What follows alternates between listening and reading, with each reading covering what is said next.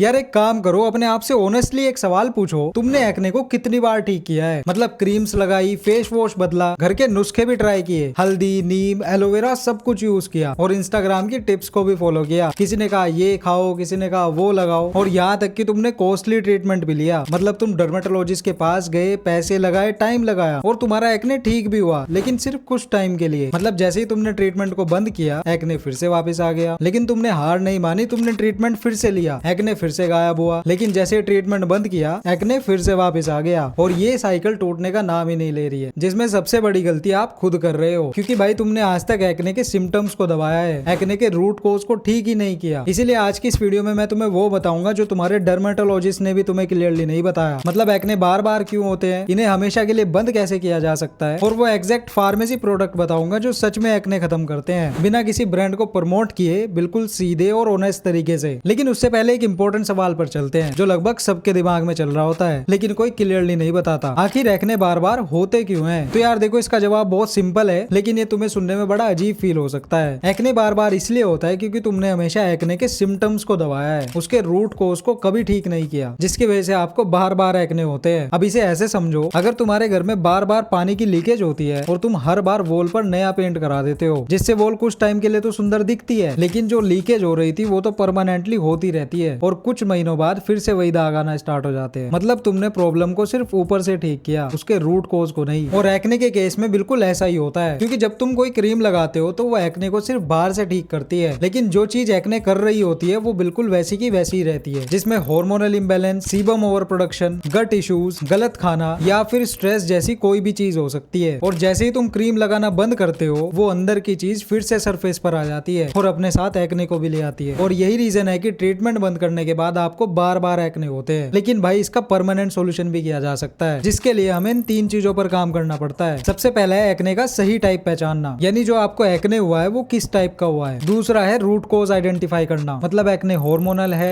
Diet की वजह से है या फिर स्ट्रेस की वजह से है। और तीसरा सबसे इंपॉर्टेंट, अंदर और बाहर दोनों तरीके से एक्ने को ठीक करना, क्योंकि सिर्फ क्रीम लगाने से काम नहीं चलता। और इन 3 चीजों को मैं इस वीडियो में कवर करने वाला हूँ, तो वीडियो एंड तक जरूर देखना। तो सबसे पहले ये समझना जरूरी है कि जो एक्ने होता है वो एक टाइप का नहीं होता, 5 टाइप्स का होता है और हर टाइप का रूट कोज और ट्रीटमेंट अलग होता है। क्योंकि भाई लोग ये सोचते हैं कि यार एक्ने तो एक्ने होता है, अब इसमें क्या ही टाइप ढूंढेंगे, और यहीं पर वो सबसे बड़ी गलती करते हैं, जिसके बाद वो एक गलत टाइप के एक्ने पर गलत ट्रीटमेंट लेना स्टार्ट कर देते हैं। इसीलिए हमें ये समझना बहुत जरूरी है कि हमें एक्ने किस टाइप का हुआ है। तो भाई वीडियो स्किप मत करना, क्योंकि तुम्हारा एक्ने टाइप पता लगने वाला है। देखो पहले नंबर पर आते हैं व्हाइट हेड्स और ब्लैक हेड। देखो जब हमारे स्किन के पोर्स बंद हो जाते हैं और उनके अंदर सीबम यानी ऑयल और डेड स्किन जमा हो जाती है, तो व्हाइट हेड और ब्लैक हेड जैसी प्रॉब्लम बन जाती है। लेकिन ये नॉन इन्फ्लेमेटरी एक्ने होते हैं, इसलिए इनमें पेन और रेडनेस नहीं होती। दूसरे नंबर पर आते हैं पेप्यूल्स, मतलब आपके फेस पर छोटे छोटे दाने हो जाना, जो कि रेड कलर के होते हैं और उनमें हल्की फुल्की सूजन भी होती है। मतलब अगर आप उन्हें टच करते हो तो आपको दर्द भी फील हो सकता है। तीसरा आता है पेस्ट्यूल्स, जिसे हम आम भाषा में फुंसी भी बोलते हैं। यानी जब ये प्रॉब्लम होती है तो हमें इसके अंदर एक व्हाइट कलर की सिस्ट दिखाई देती है, जिसे हमारा बहुत मन करता है कि भैया इसे फोड़ दे। लेकिन सबसे बड़ी गलती यही होती है जो ज्यादातर लोग करते हैं, जिसके बारे में मैं आपको आगे बताने वाला हूँ, क्योंकि ये आपकी स्किन को भी डैमेज कर सकता है और आपकी स्किन पर एक परमानेंट मार्क दे सकता है। फोर्थ है नोड्यूल्स, जिसे हम गांठ भी बोलते हैं। गांठ ये एक्ने स्किन के अंदर होता है और थोड़े बड़े एरिया में होता है। मतलब अगर आप इसे टच करोगे तो ये दर्द भी करेगा और थोड़ा हार्ड सरफेस होता है इसका, जिसे हम नोड्यूल्स बोलते हैं। और भाई ये बहुत ज्यादा पेनफुल होता है, इसी वजह से इसे घर पर ठीक करना बहुत ज्यादा मुश्किल होता है। पांचवा और सबसे सीवियर सिस्टिक एक्ने, ये एक पेनफुल सिस्ट होती है और इस केस में स्कार्स होने का रिस्क सबसे ज्यादा होता है और इसे ठीक करने के लिए होम रेमेडीज नहीं, डॉक्टर की रेमेडी की जरूरत पड़ती है। तो अगर किसी को भी सिस्टिक एक्ने है और वो घर पे ही ट्रीटमेंट कर रहा है तो भाई प्लीज डॉक्टर के पास चले जाओ, वरना स्कार्स और एक्ने मार्क्स इतने ज्यादा हो जाएंगे तुम्हारी स्किन भी खराब हो जाएगी और फिर तुम्हारा कॉन्फिडेंस भी लो हो जाएगा। तो अब तक तुम्हें अपने एक्ने टाइप के बारे में पता चल गया होगा, क्योंकि आगे मैं जो तुम्हें फार्मेसी प्रोडक्ट्स बताने वाला हूँ वो तुम्हारे एक्ने टाइप के हिसाब से ही काम करेंगे। तो भाई अपने एक्ने टाइप का पता कर लेना, और अगर पता लग जाए तो मुझे कमेंट में जरूर बताना। हम आते हैं उस मेन पॉइंट पर जिसके बारे में मैंने वीडियो के स्टार्टिंग में बताया था। वो एग्जैक्ट फार्मेसी प्रोडक्ट कौन से हैं जो सच में एक्ने खत्म कर देते हैं, एक फार्मासिस्ट की नजर से, बिना किसी कमीशन के, बिना किसी स्पॉन्सरशिप के, बस एक एक्चुअल डाटा देने वाला हूँ जो सच में काम करता है। Number 1 salicylic acid. देखो सैलिसाइलिक एसिड एक क्लींजर की तरह काम करता है, मतलब ये पोर्स के अंदर जाकर सीबम और डेड स्किन को डिसोल्व करके क्लीन करता है और ये ब्लैक हेड्स और व्हाइट हेड्स में सबसे बेस्ट और इफेक्टिव ओटीसी ऑप्शन माना जाता है। मतलब आप इसे ऑनलाइन और ऑफलाइन दोनों प्लेटफॉर्म से ले सकते हो। आप इसे अपने लोकल फार्मेसी से भी ले सकते हो। ये फेस वॉश की फॉर्म में आता है और 1 से 2% की कंसंट्रेशन में मिल जाता है, जो कि आपको इजीली कहीं पे भी मिल सकता है, जिसमें आप CeraVe SA cleanser, Minimalist 2% salicylic acid face wash, Derma Co face wash और डर्मा टच का फेस वॉश भी यूज कर सकते हो, क्योंकि ये सभी अफोर्डेबल और एक जेन्युइन ऑप्शन होते हैं। मतलब ये अच्छे तरीके से काम भी करते हैं और आपके लिए बजट फ्रेंडली भी है। लेकिन अगर आपको सिस्टिक एक्ने है तो सिर्फ सैलिसाइलिक एसिड से काम नहीं चलेगा। दूसरा है नायासिनामाइड। देखो नायासिनामाइड विटामिन B3 होता है और भाई सच बताऊं ये सबसे अंडररेटेड इंग्रेडिएंट है एक्ने ट्रीटमेंट में, लेकिन ये काम सबसे बेस्ट करता है। ये सीबम यानी ऑयल प्रोडक्शन को कंट्रोल करता है, जिससे अगर आपकी ऑयली स्किन है तो वो बहुत कम ऑयली दिखती है। इन्फ्लामेशन कम करता है, जिससे आपको रेडनेस कम होती है, और एक्ने के बाद जो एक्ने मार्क्स रह जाते हैं उन्हें भी फेड करने में हेल्प करता है। बाकी से आप ऑनलाइन और ऑफलाइन दोनों जगह से ले सकते हो। ये सीरम फॉर्म में आता है, 10% कंसंट्रेशन के साथ आता है, और इंडिया के अंदर मिनिमलिस्ट नाइसिनामाइड 10% सीरम एक बेस्ट और इफेक्टिव ऑप्शन माना जाता है। तो अगर आप नाइसिनामाइड लेना चाहते हो तो इसे परचेज कर सकते हो, क्योंकि ये सेंसिटिव स्किन के लिए भी सेफ है, और अगर आप इसे डेली यूज करना चाहते हो तो वो भी कर सकते हो। और हाँ भाई यार, मेरी हर वीडियो पर सबसे कॉमन कमेंट आता है कि भाई प्रोडक्ट का नाम बता दो, प्रोडक्ट कहाँ से लेना है वो बता दो। तो भाई इस वीडियो में मैं आपको जितने भी प्रोडक्ट्स बताऊंगा उन सब का बाय लिंक मैं डिस्क्रिप्शन में डाल दूंगा और वीडियो में टैग भी कर दूंगा, जहाँ से आप इजिली बाय कर सकते हो। तीसरा है बेंजोइल पेरोक्साइड। देखो जो बेंजोइल पेरोक्साइड होता है वो एक्ने बैक्टीरिया को डायरेक्टली मारता है। मतलब जो क्यूटी बैक्टीरियम एक्ने होता है उसे बेंजोइल पेरोक्साइड डायरेक्टली खत्म करता है, जिससे एक्ने कम होते हैं। और ये पेप्यूल्स और पोस्ट्यूल यानी लाल दाने और फुंसी में सबसे फास्ट और सबसे सही काम करता है। ये आपको अपनी लोकल फार्मेसी पे बेंजेक एसी या फिर पैडनेक्स एसी के नाम से इजीली अवेलेबल हो जाता है। बाकी मैंने वीडियो में टैग भी कर दिया है, अगर आपको नहीं मिलता है तो आप यहाँ से भी बाय कर सकते हो। लेकिन एक चीज ध्यान रखना, ये स्किन को ड्राई कर सकता है, और अगर ये गलती से कपड़ों पे लग गया तो उन्हें ब्लीच भी कर सकता है। तो इसे बिल्कुल हल्का सा और सेफ तरीके से यूज करना, और इसे हमेशा 2.5% की डोज से स्टार्ट करो। एकदम से 5% जैसी हाई डोज पे मत जाओ, और इसे रात में सिर्फ एक्ने वाले एरिया पर लगाओ, दिन में बिल्कुल अवॉइड करो, क्योंकि अगर आप इसे दिन में यूज करते हो तो इसके साइड इफेक्ट भी हो सकते हैं। मतलब आपको रेडनेस भी हो सकती है, ईचिंग भी हो सकती है, तो कहीं ना कहीं प्रॉब्लम हो जाएगी। तो इसे हमेशा रात में ही यूज करो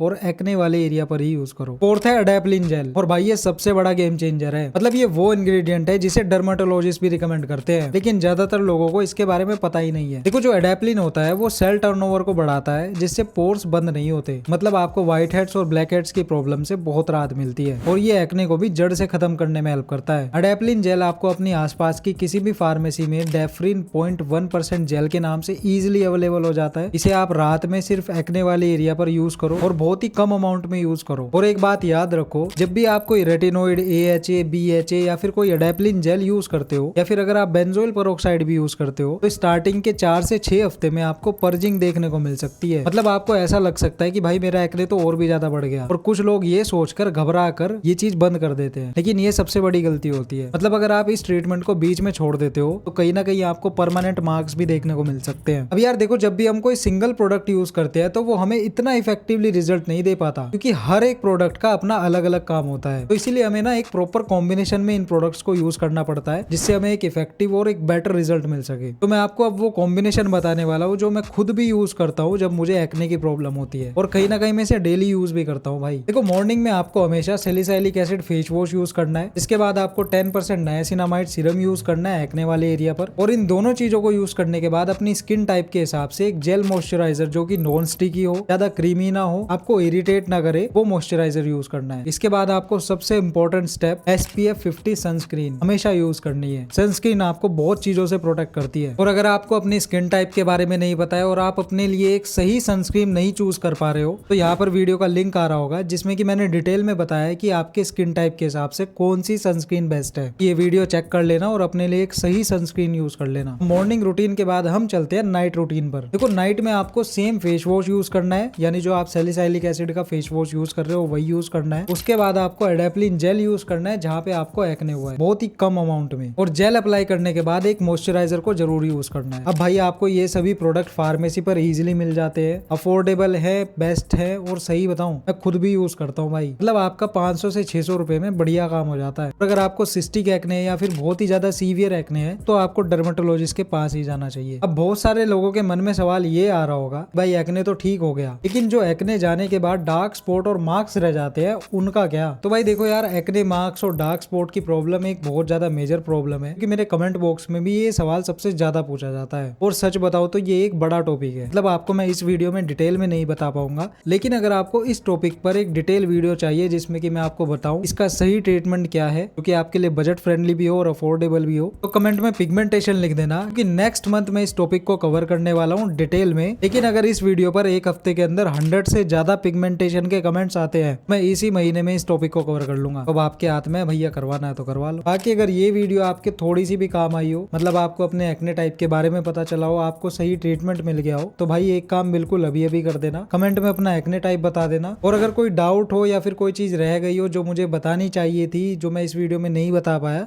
वो भी कमेंट कर देना। और अगर तुम्हारा कोई दोस्त है जिसे इस ट्रीटमेंट की जरूरत है और वो एक गलत ट्रीटमेंट यूज कर रहा है, तो ये वीडियो प्लीज उसके पास शेयर कर देना। और नेक्स्ट वीडियो में हम कवर करेंगे कि हाइट ग्रोथ का सच क्या है, मतलब 18 साल के बाद आपकी हाइट बढ़ सकती है या फिर नहीं। जितने भी मार्केट में हाइट बढ़ाने के लिए सप्लीमेंट आ रहे हैं, टैबलेट्स आ रही है, वो सच में काम करती है या फिर नहीं। तो चैनल को सब्सक्राइब कर लेना और बेल आइकन प्रेस कर लेना ताकि मिस ना हो। बाकी रेगुलर अपडेट्स के लिए मुझे इंस्टाग्राम पर @medianketh पर फॉलो कर लेना। बाकी आज की वीडियो में इतना ही, मिलते हैं नेक्स्ट वीडियो में।